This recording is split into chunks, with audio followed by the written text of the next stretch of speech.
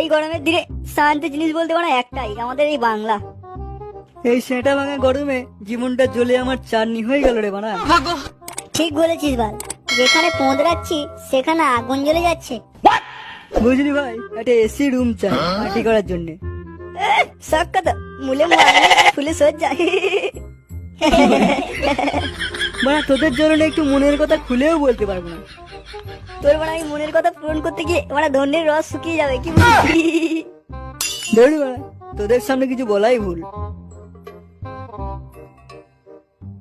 কি রে, কি হয়েছে? এত হাসাহাসি করছিস কেন তোরা?